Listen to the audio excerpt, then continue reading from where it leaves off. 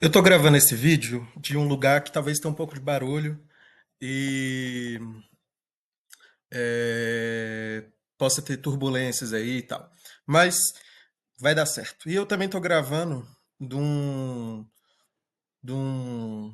desses aplicativos de gravação de webcam, né? Pode ser que fique uma merda. Então, deixo aí esses dois avisos antecipados aí para quem for ver esse vídeo. Faz um tempo que eu não tô postando vídeo, né? Faz aí alguns meses. Eu acabei divulgando aquela lista lá no, no último vídeo, né? De introdução ao aceleracionismo. E depois dei uma sumida. Tanto porque eu tô fazendo meu TCC, né? Eu costumo não falar muito da minha trajetória pessoal e tal, porque eu não acho que a proposta do canal é que seja uma coisa extremamente. é, Aquele personagem de Twin Peaks, o doutorzinho lá, que é meio psicanalista, esotérico, alquimista, enfim, um monte de coisa, que cria aquele programinha dele no Twin Peaks The Return, do David Lynch, e aí fica falando lá umas coisas. É isso.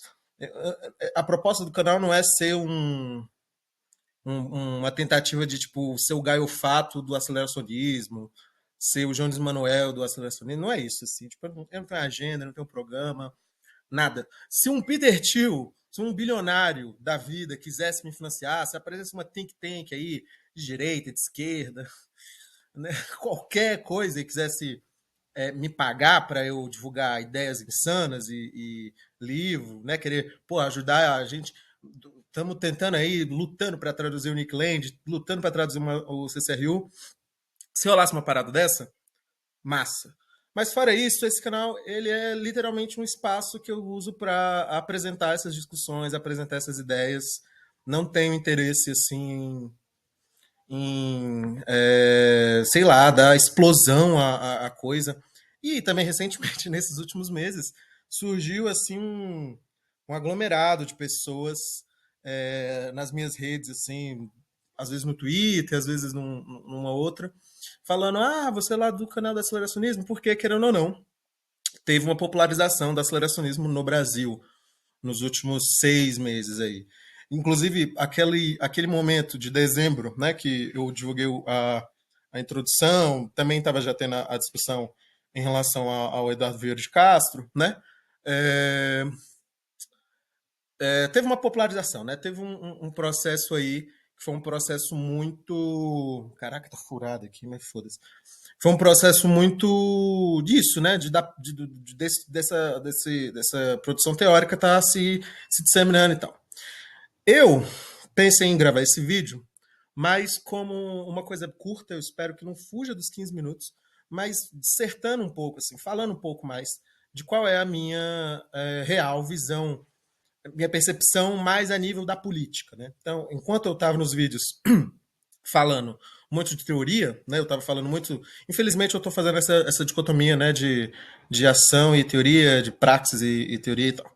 Mas é isso. Os vídeos eles eram propositamente coisas mais minuciosas, né? Nitpicking da teoria aceleracionista, tanto no sentido de apresentar uma história dessa filosofia, né? De Benjamin Noyes, C.C. Hill, blá, blá, blá, e também de realmente explicar o que é um movimento teórico, né? Que é uma coisa mais ali ainda nos circuitos de produção filosófica. É, eu nunca falo muito sobre as minhas visões políticas reais e, enfim, o que é que eu acredito. Mas o título do vídeo eu acho que também já vai indicar um pouco para qual percurso eu particularmente vou, assim. Tem temas e tem discussões que, se você perguntar para mim, eu vou ter muita clareza e muita certeza em falar, não, eu sou contra, eu sou a favor. Eu acho que é uma coisa mais complexa. Mas, para abarcar meu pensamento macropolítico, meu pensamento econômico, etc., eu gosto muito do aceleracionismo, porque o aceleracionismo é não um programa, etc., mas é o lugar onde o diagnóstico contemporâneo, para mim, me parece o mais assertivo. Me parece que, sei lá, tem análises incríveis de outros campos. Tem análise da Silva Federici, dessas guerras últimas aí, né, Ucrânia, né, Israel e Palestina, etc., que é uma análise muito interessante, formidável mesmo. Mas, pessoalmente, eu tenho uma relação muito próxima com a questão da técnica, né? Com a questão da tecnologia. Eu comecei a estudar filosofia por ficção científica, né? Eu estudei em Instituto Federal, Instituto Federal aqui do Goiás, fiz iniciação científica em 2 anos, né? Fiz duas iniciações científicas, ambas em filosofia e ficção científica. Então, questão da técnica, a questão do mito, enfim, eu comecei a estudar filosofia muito por, por discussões envolvendo inteligência artificial, né? E aí eu peguei desde o Daniel Dennett, desde o John Searle, desde o Alan Turing, que também é muito relevante nessa história das máquinas, até chegar onde eu cheguei. Inclusive, tinha escrito já textos em 2019, 2018, 2000, na verdade 2017 ou foi 2018, não me lembro. Mas quando eu tive uma primeira publicação numa revista, tinha textos meus já pensando assim sobre Blade Runner e máquinas desejantes, né? As máquinas do inconsciente maquínico. E aí depois, quando eu me deparo com o seu Ryu, com o Nick Land, com essa galera, eu fiquei, né? Porra, tá ali combinando muita coisa que eu acho interessante. Então, enfim, para explicar melhor, eu não explicitamente, tipo, tenho uma agenda, tenho uma proposição, porque eu não tenho mesmo. Eu sinto que eu tenho muitas influências, às vezes, é, de um Max Stirner da vida, sabe? Desses autores que são mais do individualismo, porque é isso, assim, eu não tenho, eu tenho, óbvio, questões que para mim elas estão muito acima de tudo, porque, enfim, eu sou uma pessoa espiritualizada, tenho minhas linhas de religiosidade, de tradição. Então, a questão da tradição, para mim, e tradição no sentido perennialista mesmo, né? De ser algo a se preservar, né? Eu tenho isso muito grande, em vários sentidos. Então, sei lá, o valor da vida humana, contra o trabalho infantil, contra essas ferramentas de exploração, né, muito tenebrosas, escravidão e tal. Nesses sentidos, é óbvio que eu tenho visões muito né, pontuais e tal. Mas eu não tenho uma agenda, eu não acredito em processo revolucionário, então isso me afastou muito da esquerda, né? Eu fui militante de movimento estudantil, conheci movimento de bases, né? Porque a esquerda ela enfrenta esse problema hoje disso, né? Mas, no geral, eu não tenho uma proposta explícita, eu não tenho uma agenda explícita. Como também não acho que nossos problemas do mundo vão ser resolvidos por esses tecnocratas bilionários a nível Elon Musk. Assim, não sou tão entusiasta desses caras como a galera do e-accelerationism. Eu sou muito unconditional accelerationism. Eu acho que a gente está lidando com um processo que já está muito desacoplado da agência humana, muito, e eu acho que é a janela de overture. Né? Eu pesquiso antropologia, etnografia virtual, etnografia digital. Tô escrevendo um TCC, né? Que o título vai ter Antropologia do Cyberespaço. Então eu acho que eu estou mais interessado em ver os movimentos, o que é que acontece, os processos que estão ao redor desse desenvolvimento da tecnologia, da inteligência artificial, etc. E essas mudanças geopolíticas, assim, tipo, eu não sei se eu consigo me encaixar estritamente num eixo, assim. É, eu acho a esquerda fadada ao fracasso, assim. Eu acho que a esquerda ela não tem futuro como ela foi pensada, assim. Não acho que, enfim, né, ela vai ter algum tipo de resposta. E aí é uma coisa que eu queria dissertar um pouco, porque meus apontamentos críticos à esquerda e críticos a certas tradições políticas recentes são muito por influência do Deleuze nessa linha de que não é possível existir um governo de esquerda. Porque é isso, de fato. Né? A esquerda ela sempre deveria ocupar esse lugar da crítica, da linha de fuga, né? do revolucionário, do paralelo, né? da contracultura. Né? E aí tem alguns marcos que eu acho interessantes nessa história, que é justamente 68.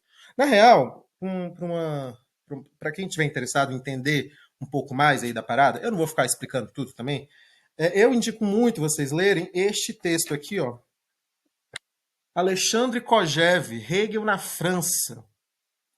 é um texto brilhante do Alain Badiou, na história da filosofia francesa. O Alain Badiou é incrível, né? É um filósofo incrível. E é um dos últimos filósofos marxistas, né? E tal. Eu acho que é isso, assim. É, não deixar de ler nada, sabe? E eu sinto que esse é um grande problema, tanto de uma esquerda demente, quanto de uma direita anticultura, sabe? A direita que acha que a alta cultura é cover do Guns N' Roses em violino, é espetáculo de música tenebrosa e tal. É um problema de ambas, assim. Parece que a bolha política o enclausuramento ideológico ele coloca a pessoa num lugar de ser incapaz de ler coisas de outro eixo, assim. E eu me lembro muito, assim, tipo, eu me lembro isso vívido em mim quando eu estava no movimento estudantil. Já tinha lido o Manifesto Comunista, já tinha lido Marx, assim, e aí veio as ocupações de 2016, né, que foi quando o MBL e o Arthur Duval começaram a se emancipar ainda mais. E aí, quando eu descobri que tinha aquele ecossistema lá dos ANCAPs e tal, eu fiquei fascinado, assim, e aí eu, do tempo bem mais crente de uma revolução e tal, fui ler Hayek, fui ler Mises, fui ler Bon, então, assim, pessoalmente, né, eu levo a minha vida dessa forma, eu não acho que textos são coisas tão perigosas assim, sabe? Eu acho que, apesar das ideias serem perigosas, eu acho que o arquivo, a palavra, ela tem que de alguma forma ser consumada, assim. E a gente está falando de filosofia, né? A gente não está falando de um livro de direito, a gente não está falando de uma moral restrita. A gente está falando de um momento onde a gente tem literais bibliotecas de Alexandria a nosso dispor, assim, tipo, um universo aí diverso e tal. Mas enfim, tô já. Esse texto é muito bom do Badiou, é um texto maravilhoso. É um texto que ele explica um pouco certos giros da leitura de Marx na França e que eu acho que isso é muito importante para a nossa história, porque a minha história tem muito a ver com uma certa falência da esquerda, com uma certa e óbvio, não estou culpando os movimentos, eu estou falando no sentido de que o capital também tem suas formas de desenvolvimento e, enfim, né, de resposta. Acho que é muito sintomático que 68 e 69 sejam anos extremamente revolucionários no sentido de manifestação, né, explosão de, às vezes, movimentos contraculturais, de movimentos políticos críticos, etc. E aí a década de 70 vem com um neoliberalismo brutal, né? Com as experiências talvez mais tanto ruins, né? Como também famosas e dignas, por exemplo, os governos do Reagan, assim, né? Às vezes os Estados Unidos do Reagan é relembrado como os Estados Unidos dos tempos áureos. Mas é um texto brilhante, é um texto que ele explica muito de como o Hegel que chega na França é um Hegel da fenomenologia do espírito e não um Hegel da ciência da lógica. E que para ele é um problema isso. E esse Hegel que o Kojève, né, que foi esse outra figura interessantíssima, espião soviético, é um maluco. Esse Hegel que ele traz é um Hegel que lança um Marx também muito é, é, que vai para dois caminhos, né? Ou para um Sartre ou para um outro que eu até esqueci lá. Acho que era o Althusser, né? Que tenta deshegelianizar o Marx, né? Então, eu queria fazer essa recontagem, por quê? Porque isso aí ele está descrevendo na década de 50, 60, papapá, e pelo menos na minha leitura, aí na década de 70, eu acho que acontece uma gênese do que dá para a gente chamar de marxismo aceleracionista, ou de aceleracionismo por influência de Marx, né? Que o Benjamin Noyes vê ali como o Lyotard, como o Deleuze e como o Baudrillard, né? Os três, eles também estão nessa parada. O Antiético, querendo ou não, é um livro muito influenciado por Marx. Assim. Eu acho que isso é um ponto que às vezes as pessoas esquecem também, inclusive. Deleuze e Guattari eram leitores muito ávidos de Marx. O capítulo 3, que é o capítulo mais foda de todos, é um capítulo com muito capital, com muito do vocabulário filosófico do Marx, né, nos termos da produção, etc. Então, a década de 70 pode ser vista, né, como né, esse momento ali e tal. E aí eu colocaria também a década de 90 como a emergência de um Marx espectral, né, com Derrida e o espectro de Marx. E aí, enfim, eu tava falando isso no sentido de que essa historinha recente, depois do maio de 68, me parece que gerou muitas questões na esquerda, né? Um lado que tenta reivindicar ainda aquela esquerda, né, de uma certa tradição revolucionária, que tenta ainda resgatar o espírito da União Soviética, etc. E essa esquerda que pensou que o neoliberalismo e as vitórias dos direitos civis na década de 70, de alguma forma, seriam é, ricas, né, para as lutas. E a gente sabe que a verdade foi outra, né? É, a década de 70 vem com Reagan, Thatcher, Pinochet e laboratórios de governança neoliberal, ao mesmo tempo que várias dessas pautas que a gente chama de minorias e lutas identitárias também tiveram uma emancipação, né, uma manifestação na sociedade ocidental muito grande. A gente está falando dos direitos civis dos negros, dos direitos LGBTs, dos direitos das mulheres, enfim, essas lutas. É engraçado isso, né? Ao mesmo tempo que o neoliberalismo, de certa forma, vence, né, da década de 70, There is no alternative. Óbvio, na década de 90 que isso vai consumar mais, mas ao mesmo tempo que esse programa de governança da direita, né, explicitamente tenha vencido na década de 70, também foi o tempo que, por agência desses movimentos sociais, culturais, etc., a sociedade ocidental, de fato, ela foi para outro lugar. Né? Eu acho que até o conservador mais assíduo sabe muito bem que depois da década de 70, enfim, a gente embarcou aí nesse mundo que parece que só há 5 anos perceberam. Mas é uma história mais antiga, né? Para quem pelo menos gosta, sei lá, de cultura americana, cultura estadunidense, sabe que década de 70 foi um, a efervescência, né, desses movimentos e tal. Me parece que a década de 80 ela vem com um certo momento de ouro para o capital, né? Um momento estilístico mais interessante. E depois, em 90, com o fim da esperança, né, da União Soviética, do socialismo, etc., eu acredito que aconteceu duas coisas.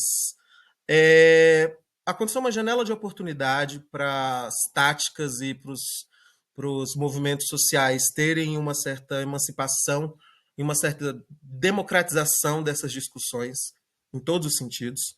Ao mesmo tempo, eu acho que existe uma profunda análise e estudo e tática da esquerda, né? No sentido de operação mesmo. Tanto que tem documento da CIA que cita Foucault, Deleuze e tal. E eu não uso isso no sentido dos marxistas ortodoxos, de tipo, nossa, né? Eles estavam sendo financiados, como eles tentam fazer com a Hannah Arendt. Eu uso no sentido de que é isso, assim, a produção intelectual que estava à frente de uma transformação radical, de um maio que estudantes, intelectuais e operários andaram nas ruas juntos, né? As mentes pensantes de um momento político efervescente como foi o 68 foram lidas por pessoas que se tornaram os agentes do novo mundo, né? Os criadores do novo mundo, os criadores de modos de governança, modos de controle, modos táticos de operação. Então me parece que o cenário de hoje ele é muito assustador, assim, no sentido de que enquanto o Oriente ele foi para outro caminho, né? Todo mundo sabe que eu gosto muito da China e do projeto chinês, etc. O Ocidente ele decaiu politicamente, né? Ele decaiu no sentido de que parece que não é mais possível conciliar política e o próprio movimento do mercado, né? E aí a gente vai para esses casos mais bizarros, assim, né? É, é, é isso, assim, me parece que não. A tendência é que realmente o Ocidente ele chegue a um momento de total fricção, né? Entre a força produtiva e essa operação que a gente sabe, né, intrínseca do capital, e os modos de governança que não estão mais dando conta disso. Assim. E óbvio, para mim também há questões muito espirituais, há questões de tradições que foram apagadas e perdidas, o Brasil mesmo me parece que um país que tem um histórico como tem, com a mistura que tem, etc., tem muitas tradições bem interessantes de preservação. E essas tradições que, às vezes, no cenário internacional refletem como o brasileiro é muito feliz, o brasileiro é muito boêmio, o brasileiro é nanã, blá, blá, blá. Eu acho que tem coisas interessantes a pensar aí, assim. Eu acho que é um... E nem só a nível de soft power, né? Mas a nível de da criação de um ethos mesmo, né? Ahn, não acho que a coisa seja só os papéis se inverteram, mas a política ela se esquizofrenizou, né? Os democratas progressistas, os liberais convictos, as generais trans, as mulheres negras empoderadas, todos esses personagens cumprindo uma agenda de ativar mísseis contra crianças miseráveis lá no Oriente Médio, e os direitistas, conservadores e que preservam a ordem, etc., tomando rédea de golpes de Estado, de invasão de sede política, de terrorismo doméstico, né, de tentativa de bombardear o aeroporto, o que geralmente era um modus operandi justamente dos grupos revolucionários. Assim. Então, eu acho que isso é inegável para ambos. Assim. De fato, sei lá, se eu pegasse um bolsonarista convicto e perguntasse para ele o que, é que ele acha da invasão, o que, é que ele acha do bombardeamento do aeroporto, ele acharia incrível. E pode ser que tenha sido o cara que leu Burke a vida toda, não sei o quê, nananã, mas ele provavelmente vai achar foda, ele vai achar, meu, é isso mesmo que a gente deveria ter feito. O que geralmente é digno do pensamento ideológico, né? Como eu também sei que se eu falar com alguém que fale dos grupos lá de enfrentamento da ditadura, os grupos né, do Marighella, ou sei lá, até grupos de esquerda que eu conheço hoje, grupos anarquistas que fazem entrada em lugares e ocupações e tal, eles também acham muito justificável, né? Então, como também os liberais democratas lá do Partido Democrata, com toda a representatividade, bombardeando criança esfomeada, né? Eu acho que talvez junto com a esquizofrenização da política aconteceu um acirramento mesmo ideológico, no sentido de que o capital ele hoje vende as nossas respostas muito fáceis, né? Ele consegue dar a resposta do tipo, temos um problema. Qual é a resposta para esse problema? Tá aqui. Então, minha sensação é de que a gente perdeu um pouco da sensação de viver esses grandes episódios históricos, justamente porque a normalização da, da barbárie, a normalização da esquizofrenização mesmo, né? A normalização desse momento histórico, ela chegou a graus muito profundos, assim. Esse tal fim da história que acompanharia um fim das grandes narrativas e essa vitória dos, das democracias liberais, etc., não me parece que realmente teve um fim, que a gente está diante aí de um cenário de crise ecológica, espiritual, econômica, global, epistemológica. A gente está na porta, né, eu ia usar portas da percepção, mas eu nem acho que é percepção. Eu acho que a gente está nas portas do inferno mesmo, assim. E aí eu queria fechar indicando para vocês esse livro interessantíssimo do Eduardo Viveiros de Castro, o Há Mundo por Vir, Há Mundos por Vir, do Viveiros e da esposa, né, a Débora Danovski, que é bem interessante para pensar sobre esse momento que a gente está agora de fins, né, de fins e começos. Que aí também eu uso para fechar a minha visão de agenda. Que não é uma agenda, no caso, né? Eu acho que a gente provavelmente vai ter que começar a lidar com os póstumos. Filosoficamente, eu gosto muito das ideias dos espectros, das ideias dos fantasmas, da ideia de que algo que volta e que a gente precisa de alguma forma lidar e ter isso na memória, né? Porque a memória é uma atividade espectral. Eu acho isso interessante, eu acho que é uma forma de lidar com os débitos e com as dívidas, né, na real, bem mais interessante do que a política que às vezes é feita pela ideologia por si só. E aí é óbvio, né? Lidar com memória, lidar com espectros é também lidar com perspectiva, né? Se a gente quer prestar contas para os espectros, sei lá, dos indígenas assassinados num genocídio, a gente precisa lidar com essa realidade deles, né? De fato. Mas também há pessoas que vão reivindicar o espectro no sentido de vitória final, né, de supremacia, de controle, etc. E também é uma forma da gente ter que lidar com esses espectros, né? Eu, pessoalmente, eu acho que a tendência é que a gente vai viver de maneira muito diferente e eu tenho a impressão de que com outros seres, né, com outras agências, sejam os fantasmas, sejam as máquinas que estão nessa infância aí desenvolvida e tal. Mas eu não acho que a gente está perto de um processo revolucionário a nível humano. Não acho que a gente vai fazer revolução socialista, comunista ou etc. Também não acho que a gente está nesse alarme que às vezes a esquerda interpela, né, de que, enfim, acabou, né? O Viveiros é um pouco dessa vibe, né? Acabou, enfim, fudeu tudo, agora, né? Eu não sei. Eu acho que eu sou um pouco mais entusiasta nesse sentido. Acho que a gente está nos deparando apesar desse momento de crise, e apesar desse momento terrível, eu gosto muito da questão da janela de overture. Eu acho que é uma janela de oportunidade muito interessante. E essa minha filia, esse meu fascínio com a cibernética, com as tecnologias virtuais e, enfim, o Oriente também, me fazem ter um pouco assim de entusiasmo para esse momento. Então, acho que é um pouco isso, assim. Não sei se eu vou continuar gravando vídeos mais como esse, né, que foi mais pessoal e tal. É, espero gravar mais vídeos teóricos. Eu podia estar gravando mais vídeos, mas recentemente eu tô meio preguiçoso, assim, tô meio. Tô tendo que escrever, aí é foda, cara. Um TCC não é fácil, não. E é sobre K-pop, inclusive. K-pop e antropologia do cyberespaço. É isso. Muito obrigado aí, gente. Leiam aí. Muito bom. Espero que esse vídeo dê certo.